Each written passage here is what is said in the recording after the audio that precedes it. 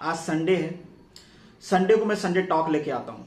Sunday talk में अक्सर हम वो बातें करते हैं जो आपसे किसी न किसी तरीके से रिलेटेड होती है। आज जो चीज़ें हम करने वाले हैं वो एक तरह से बात नहीं, बकवास है। और ये मैं इसलिए कह रहा हूँ क्योंकि आप में से जो काफ़ी समझदार लोग होंगे उनको ये बातें बकवास ही लगेंगी।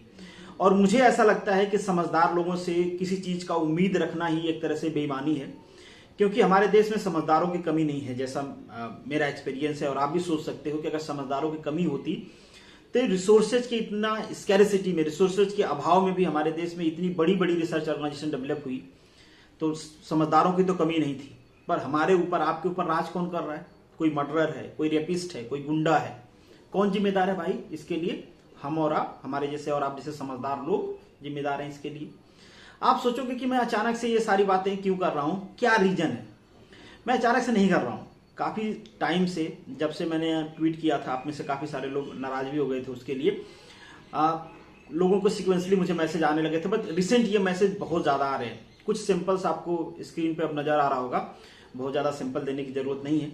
जब मेरे जैसे लोगों की, जिनका रीच आउट बहुत ज्यादा नहीं है, जब मेरे जैसे लोगों को ये मैसेज आ रहे हैं, और जो लोग मैसेज कर रहे हैं उनको ये पता है कि नहीं मेरे कहने पे उनको ऑक्सीजन मिल जाएगी, नहीं मेरे कहने पे उनको मेडिसिन मिल जाएगी, नहीं मेरे कहने पे उनको इंजेक्शन लग जाएगा टाइमली, नहीं मेरे कहने पे उनके लिए हॉस्पिटल में बेड खाली हो जाएगा, नहीं डॉक्टर मिलेगा, ये सारी चीजें उनको पता है। बट स्टिल वो लोग मैसेज कर रहे हैं। क्यों कर रहे हैं? क्योंकि जो दर्द है ना, वो किसी न किसी से तो बांटना होता है। ठीक है, बांट के रिलैक्स मिलता है।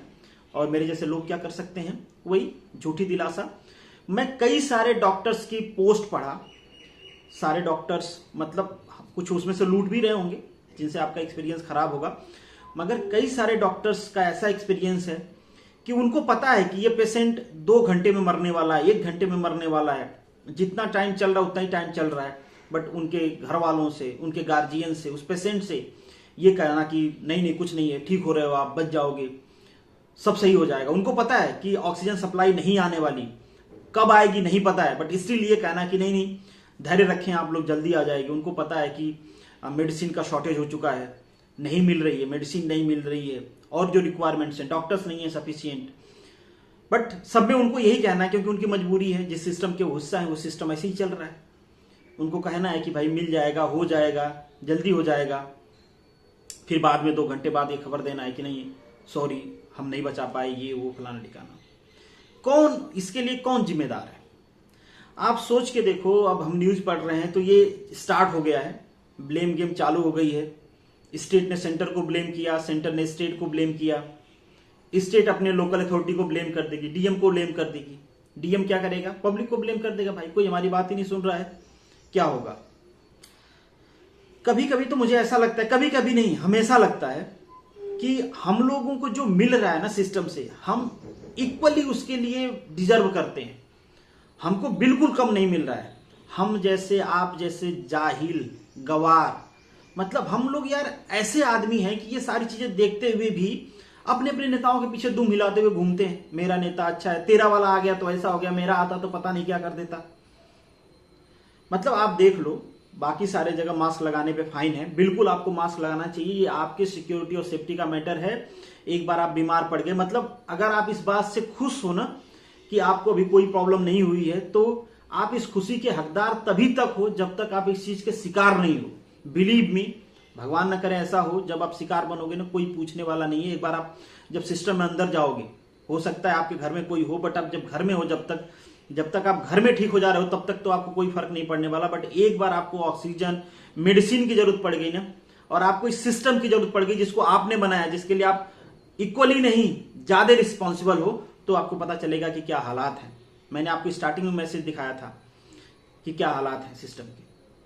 तो हम और आप जिम्मेदार हैं। मतलब ये कौन लोग हैं यार? नेताओं के, मतलब नेताओं के रैलियों में इतना मास में लोग आ रहे हैं, इतना मास मूवमेंट चल रहा है, रैलियां चल रही हैं, रोड शो चल रहे हैं, हम आ रहे हैं और आप आ रहे हैं।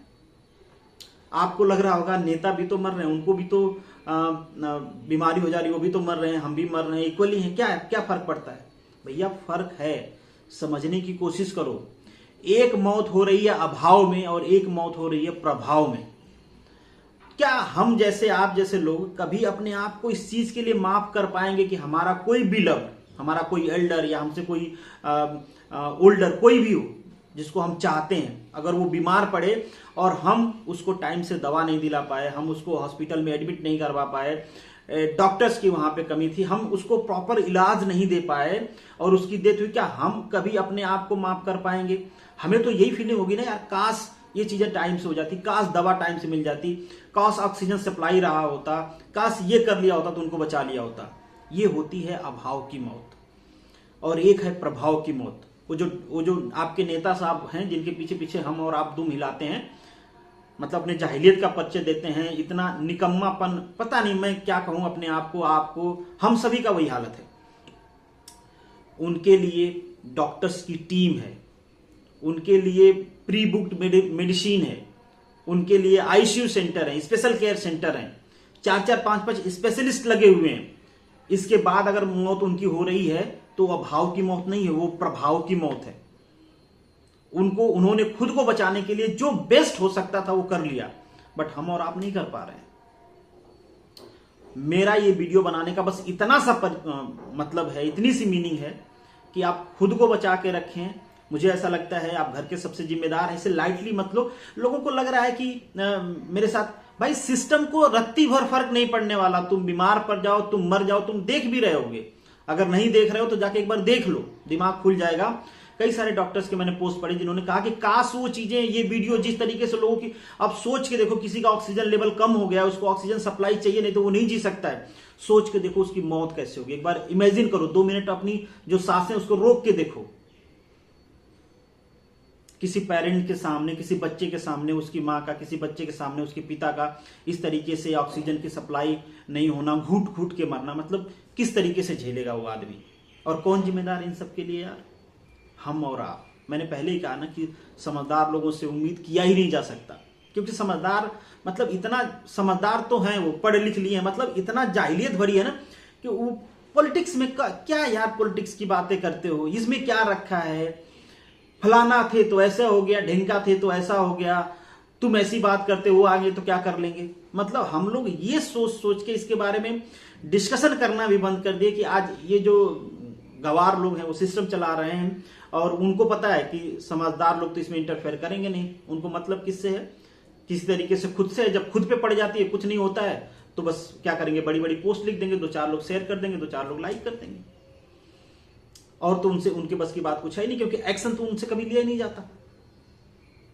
आप सोच के देखो, किसी लीडर किसी भी पार्टी का हो, आपने देखा कि असम में, बंगाल में, केरला में, जहां भी इलेक्शन है, किसी भी पार्टी ने ऐसा इनिशिएटिव लिया हो कि चलिए इस बार रैलियां नहीं किया जाएगा, इस बार रोड शो नहीं किया जाएगा, कोई रोड शो नहीं करेगा, कोई पार्टी रोड शो नहीं करेगी, हम कोविड का प्रॉब्लम है, इतना चीजें स्प्रेड हो रही हैं, हम कुछ भी नहीं करते हैं, सिंपली अगर इलेक्शन जरूरी है, वैसे तो इलेक्शन भी पोस्टपोन किया जा सकता था, बट इलेक्शन जरूरी है तो चलो करवा लो, बट वोट डालो, केवल कोई प्रचार नहीं करेगा, जो भी करना है डिजिटल मीडिया से कर लो।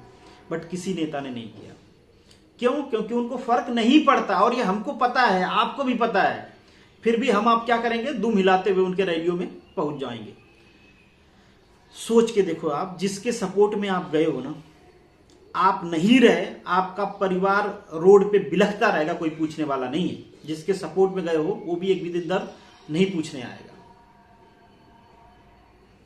मेरे सब कहने से कुछ फर्क पड़ने वाला है क्या? नहीं पड़ने वाला है। फिर भी कहना हमारी रिस्पॉन्सिबिलिटी है। हो सकता है पढ़े ना पढ़े, बट एट लीस्ट आप 1 लोगों को बता सकते हो, 2 लोगों को बता सकते हो, नहीं बता सकते हो तो एटलीस्ट खुद को इतना समझा लो कि इन सब चीजों के लिए फाइट तो एटलीस्ट ना करो। मेरा आपसे बस इतना सा कहना है कि आपको खुद को सेफ रखना है, परिवार को अपने सेफ रखना है। जो भी प्रिकॉशंस आप ले सकते हैं जरूर लें, ओवर स्मार्ट बनने की कोशिश मत करें। और हॉस्पिटल की हालत तो आपको मैंने पहले ही बता दिया, हॉस्पिटल की हालत तो यही है। पहले आपको बेड नहीं मिलेगा, बेड मिलेगा तो ऑक्सीजन नहीं मिलेगी, ऑक्सीजन मिलेगी तो दवा नहीं मिलेगी, दवा मिलेगी तो डॉक्टर नहीं मिलेगा। ये सारी प्रॉब्लम्स हैं और एज इट इज रहने वाली हैं, और हम और आप आपस में फाइट करते रहेंगे कि वो पार्टी थी तो सही कर दी, ये पार्टी थी तो सही कर दी, वो किया तो वो किया, ऐसे ही करते रहेंगे। चाहे हम में से, आप में से कई सारे लोग तो इसमें भी बात नहीं करना चाहते हैं कि अरे यार ये क्या बकवास भरी बात है, हमको ये बकवास लगती है। क्यों? ऐसा लगता है कि हमसे रिलेटेड ही नहीं है। खैर ठीक है, बस आपसे इतना उम्मीद करते हैं कि खुद को सेफ रखें जितना रख सकते हैं, और बाकी इस चीज से कोसने की जरूरत नहीं है। अगर आपकी जीपीएससी या आपकी गवर्नमेंट इतना ये होती कि उनको नौकरी देनी है ना, जो लोग कह रहे हैं एग्जाम पोस्टपोन हो गया, सब नुकसान हो गया हमारा। आप सोच के देखो कि अगर उनको नौकरी देनी ही थी यार, तो कितनी वैकेंसी पेंडिंग पड़ी है जिसके रिक्रूटमेंट हो चुके हैं, इंटरव्यू हो चुके हैं, सिलेक्शन हो चुका है, गवर्नमेंट ज्वाइनिंग नहीं दे रही है।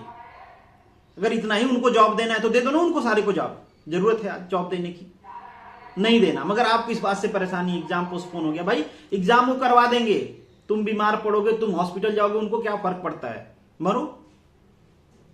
तुम्हें लगता है कि एग्जाम हो जाएगा कल नौकरी मिल जाएगी? अरे बहुत सारे लोग सालों से इंतजार कर रहे हैं अपने ज्वाइनिंग की, नहीं हुए। इतना सिस्टम अच्छा नहीं है जितना आप सोच रहे हो। आप ही ने देखा कितनी सारी वैकेंसी रिक्रूटमेंट के बाद कैंसिल की गई, सिलेक्शन होने के बाद कैंसिल की गई है भाई। तो इतना ऑनेस्ट, इतना शरीफ मत बनो जिससे तुमको पता ही नहीं कोई चीज। तो पहले ये टाइम है खुद को बचाने का, कोशिश करो कि खुद को बचा पाओ, क्योंकि दूसरा कोई बचाने वाला नहीं है। सरकार, सिस्टम तुमको तुम्हारे हाल पे छोड़ देंगे। मरना हो मरो, जीना हो तो जियो। खुद मर जाओगे, खुद जी जाओगे, एक बार सह लोगे। मगर जिससे आपको प्यार मोहब्बत है, अगर उसको घूट घूट के मरते देखोगे ना, तो खुद को जिंदगी भर कोसोगे। चलिए